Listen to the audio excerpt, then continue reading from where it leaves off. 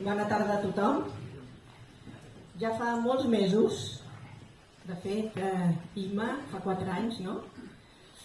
I 3 de les altres associacions, que l'Associació d'Amics d'Infants del Marroc, IMA, l'Associació de Famílies de Nens i Nenes d'Etiòpia, AFNE, i l'Associació de Famílies Adoptantes en Colòmbia, ADOP Colòmbia, van proposar la creació d'una comissió d'estudi que havia de redactar un document que havia de motivar l'elaboració d'un pla de millora de la resposta educativa a l'alumnat adoptat i acollit. Aviat, l'Associació d'Ajuda Mútua a l'Adversitat Primerenca i l'Aferrament, PETALES, es va afegir a la iniciativa, a nacional primerenc, i una ocasió per canviar la nostra visió dels infants, els adolescents i els joves adoptats que el pateixen.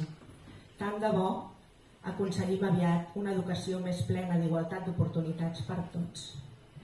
I ara, sense més preàmbuls, Òscar Rosselló, que és el coordinador d'activitats d'IMA. Les associacions constatem una gran preocupació per part de les famílies adoptives envers l'àmbit educatiu. En aquest sentit, es detecten carències en la capacitat de bona part del sistema educatiu per comprendre les necessitats dels infants adoptats o acollits en el sistema educatiu tant formal com no formal. I en conseqüència no s'articulen respostes adequades a les necessitats d'aquests infants. Aquesta situació implica que s'ignorin molts dels casos que les famílies posen de manifest ja en les primeres etapes d'educació infantil o primària. La manca d'actuació deriva moltes vegades en un agreujament de les situacions. L'ICA, que des del minut 0 s'ha interessat pel projecte i ha volgut participar, subvencionant, impulsant, coliderant i facilitant el contacte amb el Departament d'Educació. I seguim obertes a incorporar més companys de viatge, més associacions que ens vulguin fer costat. Per venir aquesta tarda i especialment per convidar-nos a l'ICA i per participar en aquesta presentació. Unes paraules d'agraïment, unes paraules de reflexió una mica breus i unes paraules d'encoratjament, molt breument.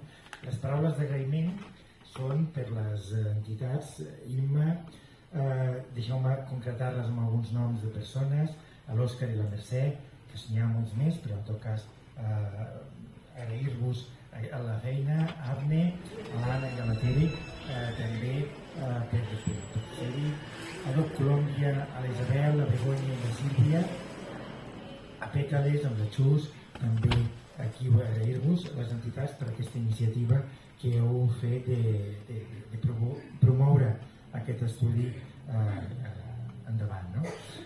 I moltes gràcies també a l'ICA, a les companyes, que n'hi ha diverses, que he vist que anaven entrant, i en tot cas deixem-me també concretar amb noms, amb l'Anna, la Marta i la Carles, però també hi ha més representants de l'institut aquí hi som. I els autors i les autores, lògicament, d'aquest estudi, el Xavier Garcia, la Vinyet, Miravent, el Jordi Plana, la Nerea Larumbe i l'Alfonso Hernández per haver fet aquest bon treball i bon exercici de presentació. Fets aquests agraïments, una petita reflexió que és l'Òscar ha reivindicat en la motivació de l'estudi la necessitat de que el trauma relacional primerenc tingui un reconeixement perquè en un àmbit importantíssim com és l'educatiu, amb el reconeixement permeti la inclusió. I que hem pogut dur a terme en equip i en un equip realment molt maco i amb el que m'ha fet molta il·lusió de participar. També vull dir molt breument que a mi em fa especialment il·lusió que sigui amb aquesta confluència amb les associacions de pares, perquè fa poc se celebraven els 25 anys de l'Institut Català d'Acolliment i Adopció, que en aquell moment jo també vaig entrar-hi des del primer moment, i aquest recorregut mostra com hem anat confluint, com ens hem anat apropant, pares professionals, pràctiques, teories, vida familiar, entendre què passa. I això crec que és mèrit de les famílies, en primer lloc, i després potser els professionals també hem après una mica a explicar-nos i a sortir de posicions massa teòriques o massa radicals. Porten amb ells, ho sabeu perfectament, al llarg de la vida, no? I també els símptomes que comporta aquest trauma relacional primerenc o aquesta adversitat primerenca que la Vinyeta acaba de descriure. Jo crec que molt sobtadament, que en el document podeu llegir-lo, podeu llegir allò, un bon desenvolupament, no? I que té conseqüències tant a nivell personal, a nivell de cada infant, que ja ha apuntat algunes, no? Aquestes estrès emocionals, aquestes dificultats de comportament a vegades tan inexplicables, disruptives, no?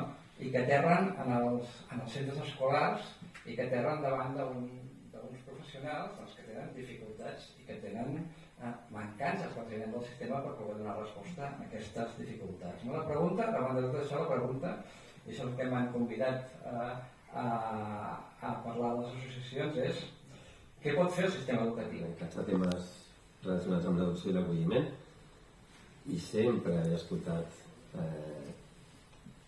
com arribar a les escoles, no? O la queixa de quan arribes a una escola que no acaben d'entendre o que relativitzen, no? Quan tu parles d'un nen que va ser adoptat amb 6 mesos, és normal si la persona que rep no s'ha format o no va més enllà, normal és que digui, bueno, no passa res, no se'n recorda de res, és com que sí, que relativitza, no? Relativitza quan va un professional. Imagineu, i ho sabeu vosaltres les famílies, quan va una família a dir que el meu fill necessita d'algunes coses de manera especial i va ser adoptat en 3 mesos. Normalment la mirada era de família sobreprotectora que es pensa que va ser adoptat, doncs són especials, no? I era com un mur, no? Moltes vegades, i crec que aquest document va cap aquí, va cap a obrir les portes de veritat al sistema educatiu i a les mestres i les mestres que segurament no hi ha una cultura de formació en trauma. Experiències d'adversitat que han patit molts dels nostres fills adoptats i acollidos. Hem explorat maneres de crear un entorn educatiu que sigui sensible a les seves necessitats, reconeixen que el trauma pot influir profundament en el seu desenvolupament acadèmic i emocional. Sinó una crida a l'acció. Ens recorda la responsabilitat que compartim de garantir que cada nen i jove tingui l'oportunitat d'assolir el seu potencial màxim. A tots els experts, als educadors, a les famílies i especialment als mestres de l'equip que han treballat incansablement a l'elaboració d'aquesta proposta. La vostra dedicació és fonamental per crear un futur més prometedor per als infants, adolescents i joves adoptats i acollits. En tancar aquesta presentació, mirem cap al futur, amb l'esperança que aquesta proposta sigui el primer pas cap a una educació més equitativa. Agraïm la vostra dedicació i assistència i confiem que junts podrem aportar una diferència positiva a la vida dels nostres alumnes adoptats i acollits. Moltes gràcies a tots i esperem continuar treballant junts per un futur educatiu més brillant per a tothom.